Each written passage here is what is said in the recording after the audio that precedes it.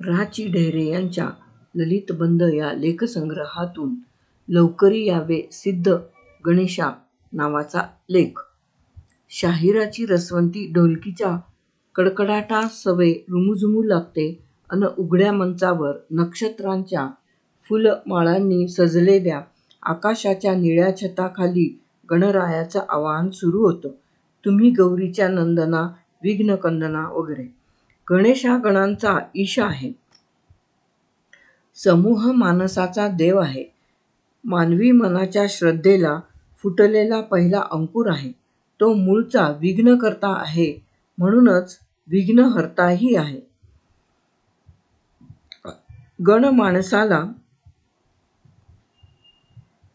गणमानसाला रिझविणाऱ्या शाहिरानं त्याला पहिला मानाचा मुजरा करावा हे स्वाभाविकच आहे. समर्थांनी त्याला निर्गुणाचा मूळारंभ म्हटलं आहे.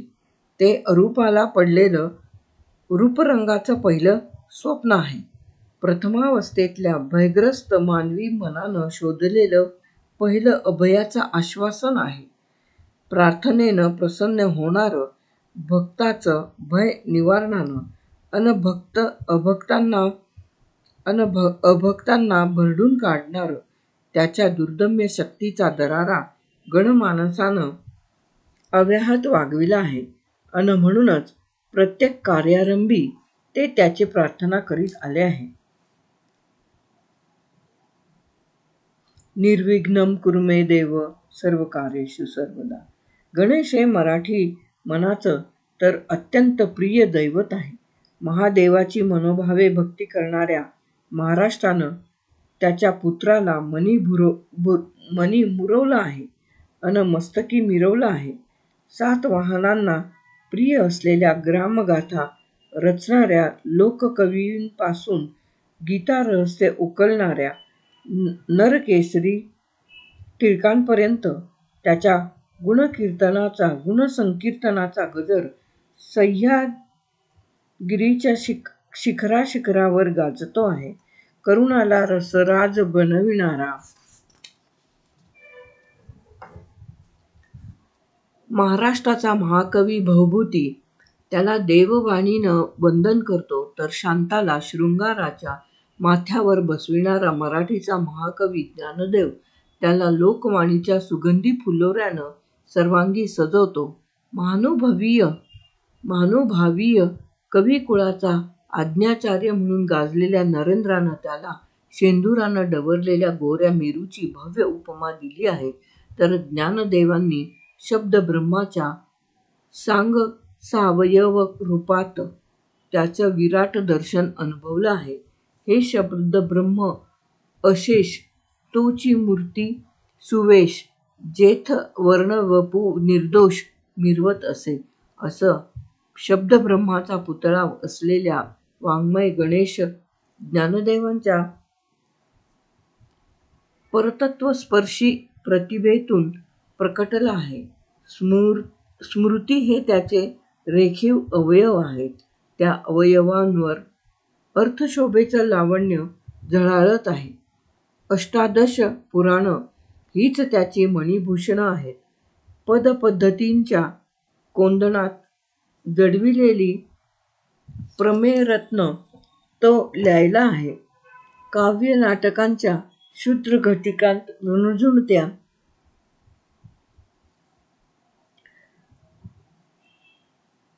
रुणझुणताना त्यातून मधुर ध्वनी उमटत आहे. व्यासादिकांच्या मतीचे पल्लव मेखलेत मिरवत आहेत.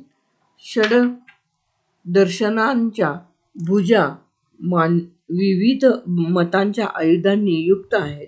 विवेकाच्या सरळ शुंडादंडांवर महासुखाचा परमानंद उसळत आहे. संवाद हा त्याचा दात आहे आणि समता ही त्या दाताची शुभ्रता आहे. उन्मेष हा त्या विघ्नराजाचा सूक्ष्म नेत्र आहे. पूर्वोत्तर मीमांसा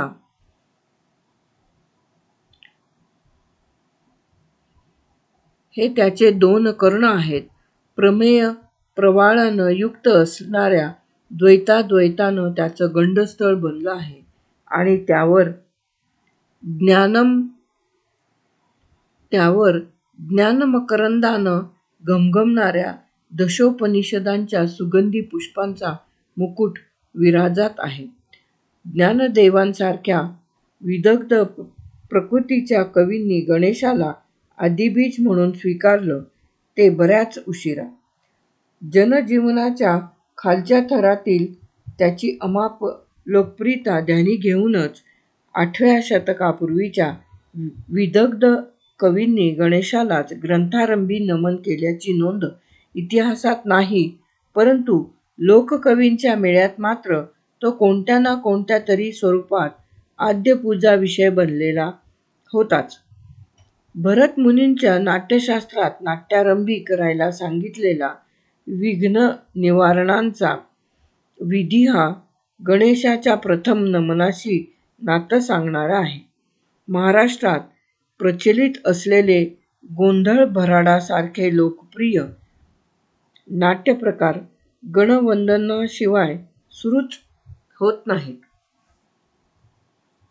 गणाचं आवाहन आणि वंदन लोकगायकांनी प्रथमपासूनच नितांत आवश्यक मानलं आहे. विदग्ध कविगणाला शब्दब्रह्मींच्या राणीवेवर अधिष्ठित करणाऱ्या गणेशाला प्रथम लोककवींनी आपल्या सुरांच्या तालावर डोलवलं आहे आणि लोकनाट्यकारांनी आपल्या खणखणीत वाद्यांच्या साथीनं उघड्या मंचावर नाचवलं आहे.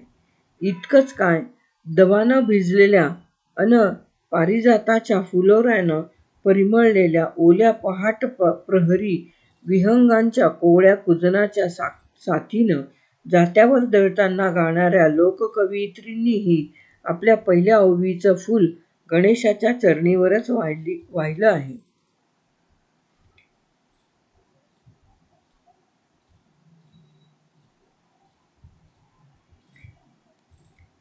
पहिली माझी ओवी गणेशा गणपती, आधी नाव तुझं घेते, शास्त्र पुराणं बोलती. अशा प्रकारे गणेशाला सर्वारंभी वंदन करणारं हे लोकधर्मीय काव्य आणि नाट्य मराठी साम्राज्याच्या उदयकाळात तमाशा संस्थेच्या रूपानं बहरास आलं आणि मराठी शाहिरांनी एकाहून एक सरस गण रचून आपली गणेशभक्ती उत्कट शब्दात व्यक्त केली. उत्तर पेशवाईतला एक मातब्बर शाहीर प्रभाकर यानं गायलेला हा एक गण ऐका. प्रभाकरांच्या कडकडीत कवन सरणीची सारी लेणी लेऊन अवतरलेल्या या गणाचं स्वरदर्शन मोहक आहे, वेदक आहे. रंगराज आज महाराज गणपती, एकदंत वक्रतुंड, हास्यवदन सरळशुंड, फर्शांकुश करी प्रचंड, दुर्वांकुर गंडस्थली दिव्य मिरविती, नमू नाथ आदिवीरा, शूळ पाणी खंगधरा वगैरे. प्रभाकर हा नाशिक जवळच्या गंगापूरचा. 18व्या शतकाच्या उत्तरार्धात त्याचा जन्म झाला. गंगू हैबतीच्या फडातला गायक रचनाकार म्हणून तो शाहिरीच्या क्षेत्रात उदयास आला. प्रभाकर जनार्दन दातार हे त्याचं पूर्ण नाव. त्याचं सारं कर्तृत्व पुण्यातच गाजलं. रास्त्यांच्या पदरी कारकुनी करणारा हा ब्राह्मण कवी प्रकृतीनं रसिला होता. वीर आणि शृंगार हे दोन्ही रस त्याला सारखेच प्रिय.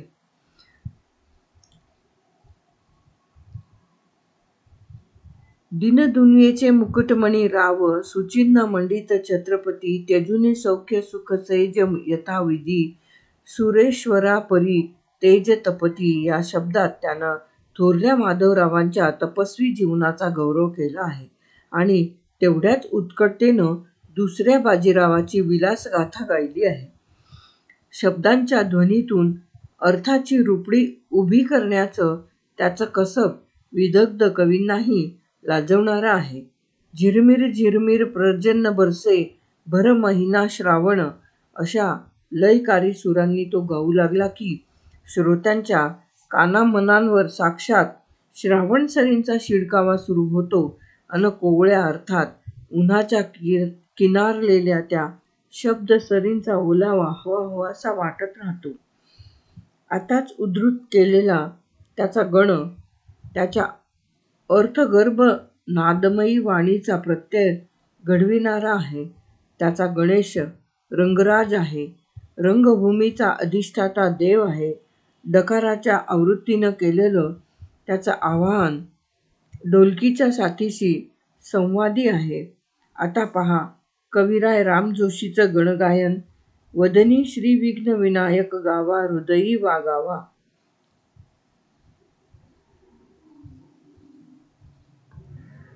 वगैरे. राम जोशी ही सोलापूरचा शाहीर प्रभाकरचाच जादभाई. पंडित घराण्यात जन्मलेला, वृत्तीनं बाळपणापासूनच छंदीफंदी परस्पर विरुद्ध गुणांचा संभार अंगी वागवणारा, विष आणि अमृत यांचा विलक्षण संगम, कीर्तनात विरक्तीचा उत्कर्ष साधणारा आणि तमाशात रतीचा विलास गाजवणारा. वाणी अशी रसिली की तिच्या प्रत्यंगातल्या उन्मादक लावण्यानं विरक्तीलाही रतीशी नातं जोडण्याचा मोह व्हावा. प्रासांची पैजण पायी बांधून राम जोशींची रसवंती नाचू लागली की तिच्या उरोजांवरचा छेकापणुतीचा पदर स्वैर बनू लागतो अन मग श्रोत्यांची मनंही शृंगार स्वप्नांनी सैरभैर होतात.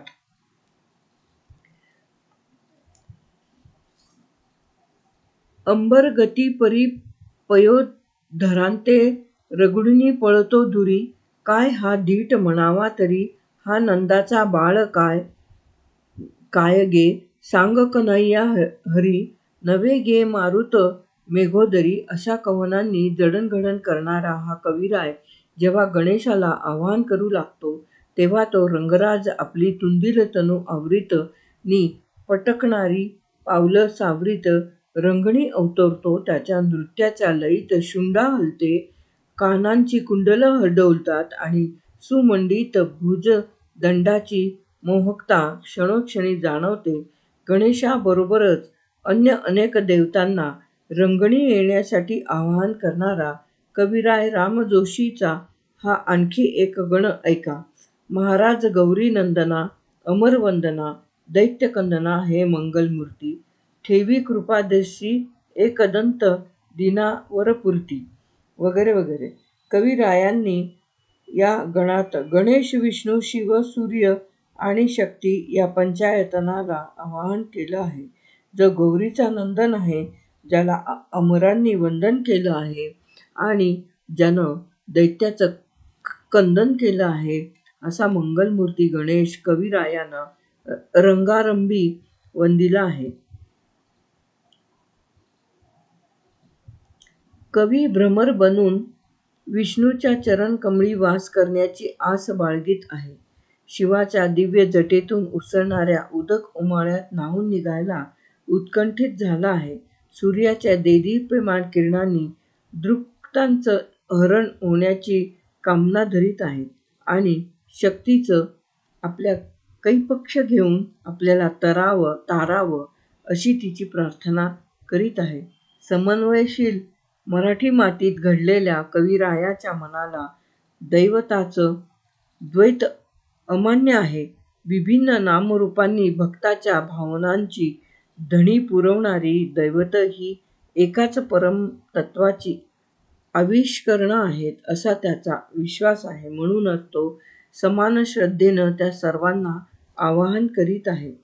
हे गणेश, हे माधवा, हे गौरी धवा, लोकबांधवा, मित्र तमारी, उदयस्तु अंबे जगदंबे आदि कुमारी. आता गणेशवंदनासाठी पुढे येत आहे होनाजी बाळा, अमर भूपाळीचा गायक, लोकवाणीचा विनायक, मराठी शाहिरीचा तुरा, कवन कुशलांच्या खाणीतला हिरा. सांब तनय हेरंब दयानिधी, गीत संगीत करताल ताल थैमान आलापित मोरचंग मृदंग, काळू करताल बिन सारंगी भेरी तुरई, बंब सूरमंडळ किन्नरी सुरणा करणा सिंग बासरी वगैरे वगैरे. होनाजी हा जातीनं नंदगवळी. 4 पिढ्यांपासून शाहिरीचा वारसा त्याच्याकडे आलेला. थोरल्या माधवरावांच्या कारकिर्दीत तो उदयास आला आणि पाहता पाहता पेशव्यांचा प्यारा शाहीर बनला. नंदगवळी कुळात जन्म घेतलेल्या होनाजीनं नंदकिशोराच्या लीलांचं लाघव आपल्या सुरांच्या लयीतून खेळवलं आणि मराठी रसिकांना मंत्रमुग्ध केलं. घनश्याम सुंदरा श्रीधरा अरुणोदय झाला, उठी लवकरी वनमाळी, उदयाचळी मित्र आला, या त्यानं आळवलेल्या मराठी भूपाळीनं खरोखरच रसिकांच्या मनोमंचकावर पहुडलेला वनमाळी जागा झाला अन त्याच्या अवखळ लीलांनी तत्कालीन रसिक महाराष्ट्राला गोकुळाची कळा आली. होनाजी हा संगीतवेडा शाहीर. त्यानं आपल्या लावणीला रागांची श्रेणी चढवली. केवळ हिंदुस्थानी ख्याल गाणाऱ्या कलावंतिणीच्या कंठी तिला नेऊन बसवलं. बैठकीच्या गाण्यात लावणीला प्रतिष्ठा प्राप्त करून देणारा हा शाहीर गणेशाला आवाहन करीत आहे, तेही संगीताच्या समृद्ध वातावरणातच. त्याच्या गणेशासवे सरस्वतीही आहे. दोघंही नृत्यात रंगली आहेत अन कवी कौस्तुभ होनाजी अनेकविध वाद्यांनी अन स्वरांनी त्यांच्या नृत्याला साथ देत आहे. होनाजीच्या आवाहनाला दाद देऊन प्रकटलेल्या गणेशाचं हे आणखी एक ध्यान पहा. श्री वक्रतुंड गणपती गणाधिपती, तुझीचे स्तुती नर निशिदिनी करीती वगैरे वगैरे. या गणेशाचं गजवदन अत्यंत गोजिर आहे. त्याच्या मस्तकावर दुर्वांकुराचे तुरे अन शमीची पत्रे शोभत आहेत. चारी हातांत चित्रविचित्र आयुधं धारण केलेली आहेत. मस्तकी तेजाळ मुकुट आहे. दोंड विशाळ आहे आणि कटीवर व्याळ मिरवतं आहे.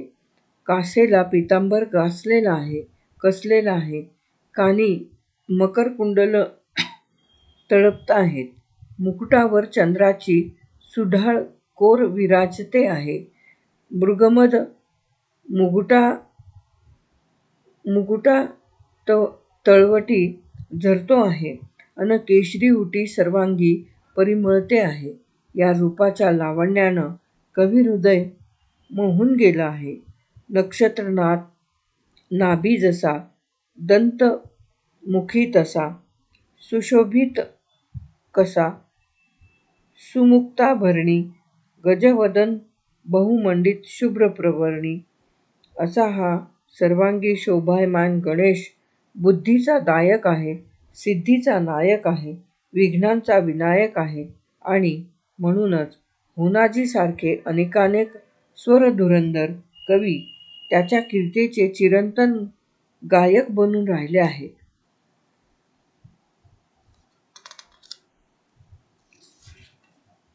लेख समाप्त.